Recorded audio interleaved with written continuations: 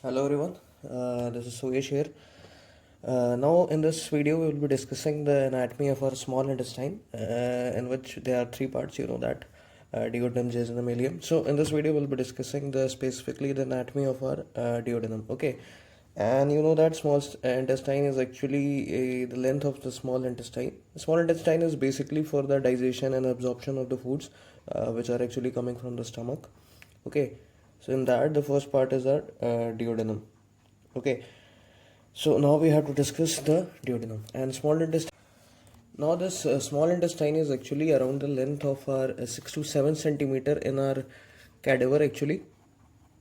Okay, and around you can say 2 to 3 not centimeter, it's meter, and 2 to 3 meter in live objects, that is the human being, actually the living human being. Okay, so the length changes as the body dies, the length increases to 6 to 7 centimeter. Okay, and normally it is 2 to 3 meter. Okay, so basic function is for digestion, absorption of foods. Okay, now the first of all, duodenum. So what is the length for actually duodenum and what are the shape? So duodenum is actually, the length of duodenum is around, you can say it is around 25 centimeter in length. Okay, and it is C-shaped loop, and in its concavity there is another organ which is called as pancreas, which is situated under the concavity of this duodenum. Okay, later on I am telling you what is this concavity. So C-shaped loop organ. Okay, and it is also for the digestion, actually the foods which are coming from stomach. Okay, foods from stomach, which we called as chyme actually, and which are mixed in the duodenum, and in that they're mixing with our pancreatic and bile enzymes. Pancreatic and bile enzymes are mixed for the further digestion of the food. Okay, so duodenum is 25 centimeter, its shape is C shape, and it is loop organ. Okay, and function as foods which are coming from the stomach and which are mixed with the pancreatic enzymes and the bile enzymes. Okay, now this much is clear. Okay, so now we have to discuss actually the topography of this duodenum. Okay, so topography from which level to which level it is situated. First of all, skeletotopy we'll be discussing. Skeletotopy for this duodenum. Okay, so in this diagram you can see this is the level of your L1 vertebra. Okay, L2 and L3. Okay, so this is actually a vertebral column. So the level of this vertebra, you can see by the level, it is clear that it will be situated on the level of L1, L2 and L3. Now it has actually three parts. So parts I will be writing either here side by side. Okay, not three parts, it has four parts.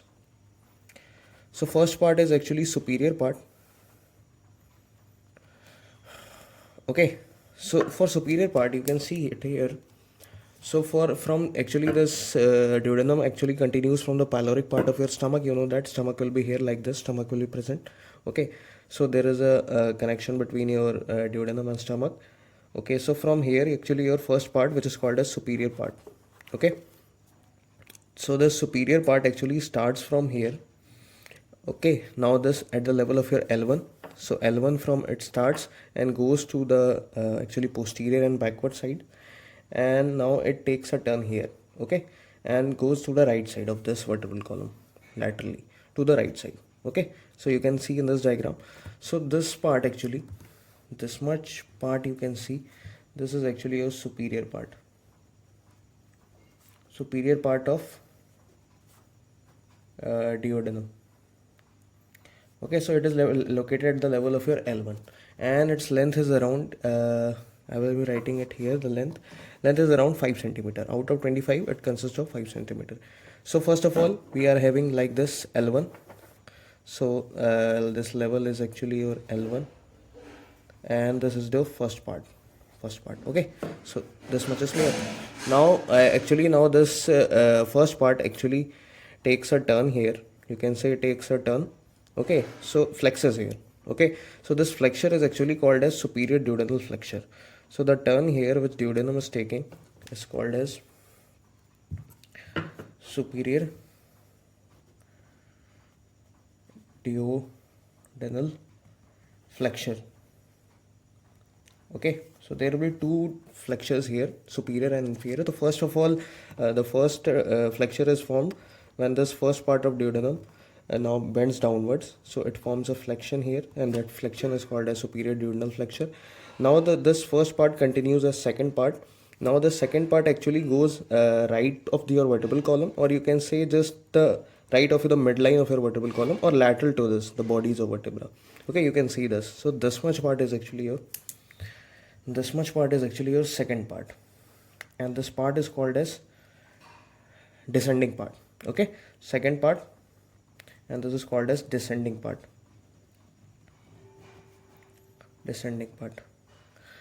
Okay, so second part here I am writing descending part, and it goes till the level of your L1 to L3. Okay, so its level is actually L1 to L3, and its length is around 7.5 centimeter. Okay, out of 25 centimeter it consists of 7.5 centimeter. Okay, now you can see that it is going lateral to this body of the vertebra, or you can say right of the midline of the vertebra, just lateral to this vertebrae L1, L2 and L3. Now again it takes a flexion, like it took the first part, took the flexion here. Now it takes the flexion and goes horizontally to the lower border of this body of the L3 vertebra. Okay, now this flexion you can see it here. So this flexion you can see. Now this flexion is called as inferior duodenal flexion. Inferior duodenal flexion. Okay, so there are actually two flexions. One is at the level of your L3, and one is at the level of your L1. Okay, so now the superior part continues. So that flexion is called as superior. Now this ascending part continues as the third part, which is called as horizontal part of duodenum. Okay, so this flexion, the second flexion is inferior duodenal flexion. So now third part comes, which is running on the lower border. Okay, is going on the lower border inferiorly, and this part is called as horizontal part, and it's located at the level of your L3. You can see it is quite clear. It is passing on the lower border of your L3 vertebra, that is lumbar vertebra. Now it ascends forward and joins the ascending part, that is the fourth part of our duodenum. So this much part, very short part. Okay, now I am writing it here. First of all, this much part, this is largest part, and this part is actually your horizontal part. Okay, and its level is L3, and its length is 10 centimeter. Okay, now this third part actually ascends upward at the level of your L2. Okay, so this much part you can see, this much part. Now this horizontal part you can see it is ascending upward. Okay, from level of your L3 to L2. Okay, ascending upward and coming ventrally, that is coming forward. Okay, to the abdominal aorta. Abdominal aorta will be present just left to it. Okay, left to it means here there will be abdominal aorta, and it will be just left to this abdominal aorta, this ascending part. This is called as ascending part. Okay, okay, now this ascending part, now its length is actually very shortest part of this duodenum, and its length is 2.5 centimeter, and it is located at the level of your L2, as compared to the means as concept of the scalotropy, it is at the level of your L2. Okay, now the fourth part, you have to write it here, and this part is actually our ascending part, shortest part, ascending part, and it is located at the level of your L2. Okay, and its length is 2.5 centimeters. So overall we have 25 centimeter length of our duodenum. Okay, so and one more point, you in the first part, in the live that is in the live human beings, this first part they're very wide, this area is very wide in first part, and it is called as bulb. Okay, this area is actually called as bulb in the live human beings. Okay, in the cadaver it will not call, because it will not be seen as the widest or like a balloon formation here, but in the live or in the human being, when you trace or something, you do radial diagnosis you do, then you can see this part, you can see a bulbness in this area. So that is why this part is called as bulb in the superior part. Okay, so now the sketch here. So first of all, this was level of L1, so this part was the first part. Now this first part ascends downward, takes a flexion here. So this is the superior duodenal flexion here. You can see it here. Now this part ascends downward. This is the second part. It's called as ascending part. Now again takes a flexion, and this flexion is called as inferior duodenal flexion.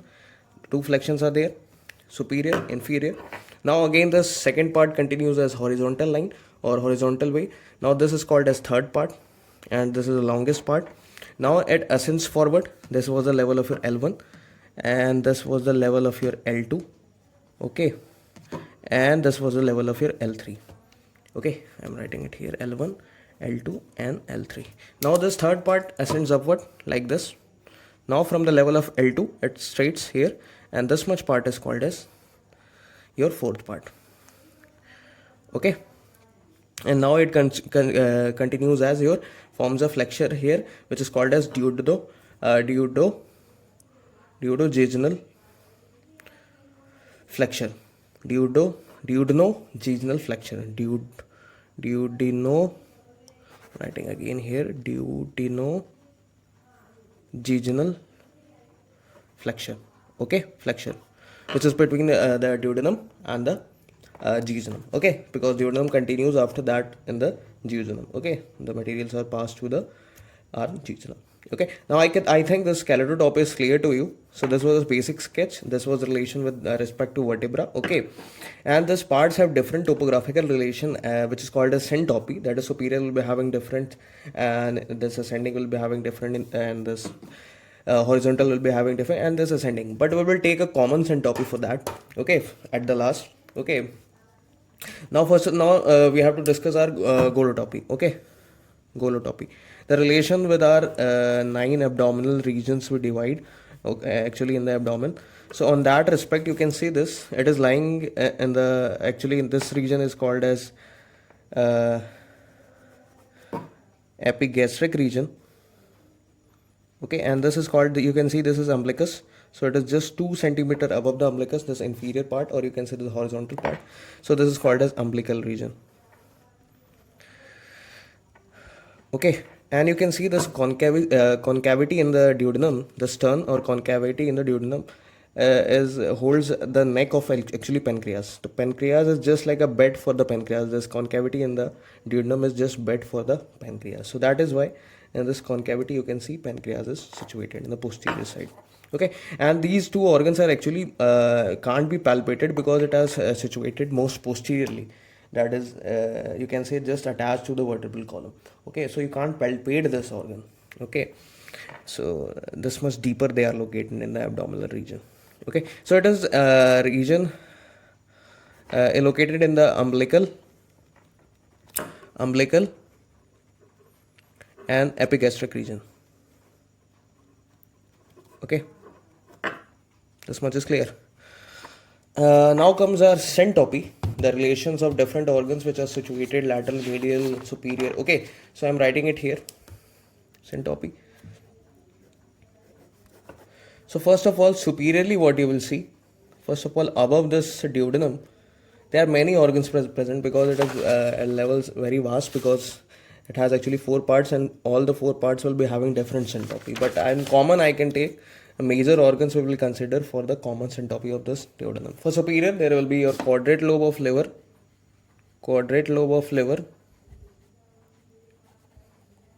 and you can also see epiploic foramen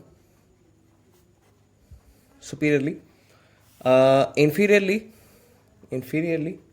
you can see the transverse colon. Sometimes transverse colon can be present, but most often inferiorly the coils of your small intestine you can see. Further, the coils of small intestine you can see, that is of jejunum and ileum, and most if you consider most of the coils, then jejunum, specifically jejunum. Okay, now comes your anterior side, not anterior, your posterior side actually.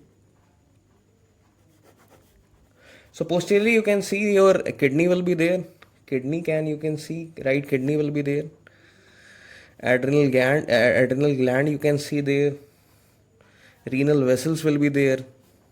Okay, portal vein will be there. Common bile duct will be there. CBD. Okay, and right edge of the IVC you can see, that is inferior vena cava, right edge of IVC. You can see it here, and medially you can see the head of pancreas. because it is located in the concavity of that. So head of pancreas you can see medially, and laterally you can see right colic flexure will be there. This is the flexure in our large intestine, okay, in the right side, right colic flexure, or you can say hepatic flexure also. Liver is located here. Okay, now there is ascending colon also here. Okay, and anteriorly if we go on the front of this duodenum, we can see the gallbladder. Gallbladder we can see, and we can see right lobe of liver.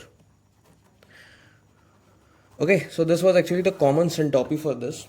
Okay, just relate this on the, you can see the there will be diagram in the atlas. You can relate that from there, the structure you can see. Okay, but if you go in detail in different books in BDC, then you can see that relation is specific relation is given. That is for your that is for your first part there will be syncope, and second part, the descending part, there will be different syncope, and for this horizontal also, and this for ascending. But I have given the common syncope for that duodenum. Okay, so there will be video on the separate also. Okay, so just go through it. Thank you. So do like, share, and subscribe the channel.